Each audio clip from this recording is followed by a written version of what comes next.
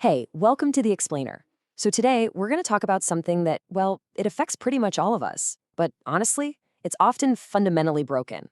I'm talking about construction, project management, the way we build things. We're going to explore some really revolutionary ideas that are completely transforming how we build everything, from giant hospitals all the way down to the software on your phone. So get this quote: "We are paid to do, not to think." I mean, wow. This just nails the old way of working, doesn't it? It comes directly from the daily grind of so many professionals. It's this mantra that basically says, just be a robot, execute the plan, don't you dare innovate or try to solve a problem. And that mindset, that's the foundation, the very core of the broken blueprint we're going to unpack today. It's a philosophy that just breeds conflict, waste, and a whole lot of frustration. All right, first up, let's talk about the broken blueprint. We're going to really diagnose what's at the core of the problem. With the traditional way we try to manage these huge, complex projects. Ah, yes, you know the one. This is the way we have always done it. People say these are the 7 most expensive words in business, and they are not wrong. It's a mindset that, sure, it feels comfortable, but it is the absolute root cause of so much inefficiency. It's why we get stuck using the same old processes, even when they fail us again and again and again. It's really the enemy of getting better, and it's what protects a system that is just screaming for a change. And this is where it gets kind of crazy. Why are we using a process from the World War I era for our 21st century problems? I mean, it sounds absurd, but it is absolutely true.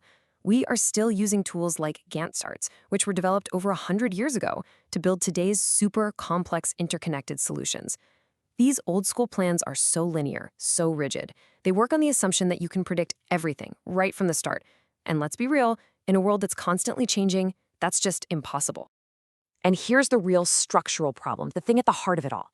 The old way puts everyone in their own little silos. Think about it. You've got the owner over here, the designer over there, and the contractor way over there. And between them, you have these huge contractual walls. So communication is painfully slow, and when things go wrong, what happens? The blame game starts. It's a total us versus them situation. The new way, the integrated model, it just smashes those walls down. It gets everyone, and I mean everyone, to the same table right from day one. And hey, if you need proof, just look at the numbers. They don't lie. A staggering 40 to 50%. That's nearly half of all construction projects run behind schedule. Just think about that for a second. This isn't some minor hiccup. It's a massive systemic failure that costs billions and billions of dollars. So what are the consequences of this broken system? Well, they're pretty severe. Because the builders aren't in the room during the early design phase, a ton of effort gets completely wasted. Then you have the bids. They get padded with all this extra just-in-case money, which just drives up the cost for everyone.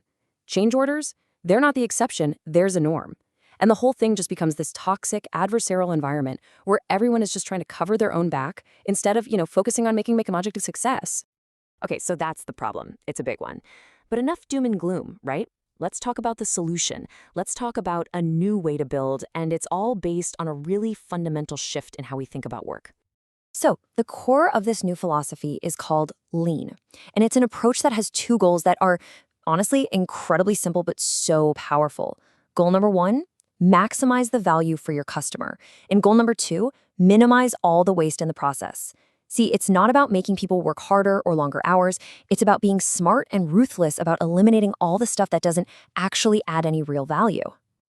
Now, these ideas, they didn't just pop up overnight. They've actually got a pretty cool history. Lean thinking really got its start with the Toyota production system way back in the 1950s. Fast forward to the 90s, and the software world develops this framework called Scrum. And then, in 2001, all these brilliant ideas kind of came together and were captured in something called the Agile Manifesto. And that thing has gone on to revolutionize industries way, way beyond just tech. And if you boil the Agile Manifesto down to its core, it's this. We value individuals and their interactions more than we value rigid processes and tools. The idea is simple, right? Get a bunch of motivated, smart people together, let them talk to each other, and they'll solve problems way better than any complicated chart or 500-page plan ever could. It's all about putting people, human collaboration, right back at the center of everything. Okay, so that sounds great in theory, but how do you actually do it? How do you put these values into practice on a real project? Well, believe it or not, you use the scientific method. At the very heart of both Lean and Agile is something called the PDCA cycle. It stands for plan, do, check, and adjust. It's just a simple repeating loop that's all about continuous improvement. You're moving away from those massive, rigid, long-term plans and into a rhythm of constantly learning and adapting as you go. Let's just walk through it real quick. It's super straightforward. First, we plan. We look at a problem and come up with an idea for a solution. Then we do. We run a small experiment, a little test. Next, we check. We look at the results and ask, hey, did our test actually work? And finally, we adjust. If it worked, awesome. We make that the new standard. If it didn't, no big deal. We just tweak the plan and run the cycle again. See? It creates this amazing feedback loop that helps you get better and better, one small step at a time. All right, so now we get the philosophy behind it all, right? The why. So let's get practical. Let's talk about the how. How do you take all these big, powerful ideas, Lean, Agile, that PDCA cycle, and actually turn them into a real system?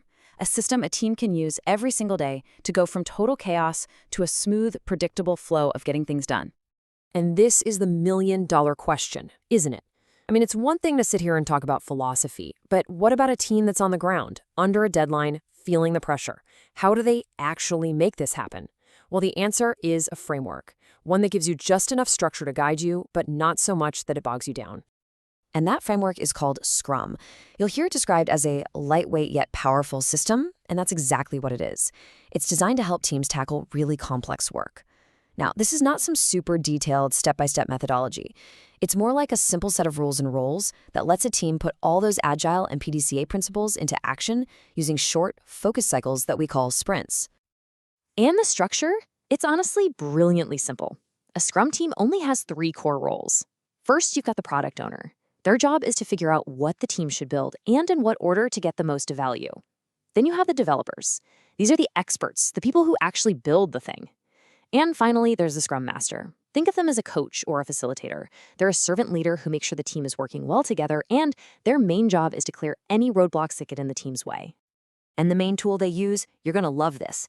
It's often as simple as this: a board with 3 columns: to do, doing, and done. That's it. This Scrum board makes the team's entire workflow visible to everybody all the time. And that radical transparency, it creates an incredible amount of focus. The whole game is just to move tasks from left to right, creating this smooth, steady flow of finished, valuable work. Okay, so the big question: does all of this actually work? Well, in our final section, we're going to look at the results, and I'm talking about measurable and, frankly, pretty astonishing results that teams get when they finally ditch that old, broken blueprint and switch to this new way of building better together. Let's start with this quote from Jeff Sutherland, one of the co-creators of Scrum. He called it the art of doing twice the work in half the time. Now, I know what you're thinking. That sounds like a crazy exaggeration, right? But the thing is, the case studies totally back it up. When teams really focus on delivering value, when they get rid of the waste and they work at these short, intense cycles, they almost always see these huge jumps in productivity. And the benefits for the actual people doing the work, they can be absolutely life-changing. There's this one story from a project manager who was working over 100 hours a week, just completely burning out. After switching to this way of working, he got down to a sustainable 50 or 60 hours. But here's the kicker. His output didn't just stay the same. It doubled. Then it tripled. And maybe just as important, the happiness and morale of his team just went through the roof.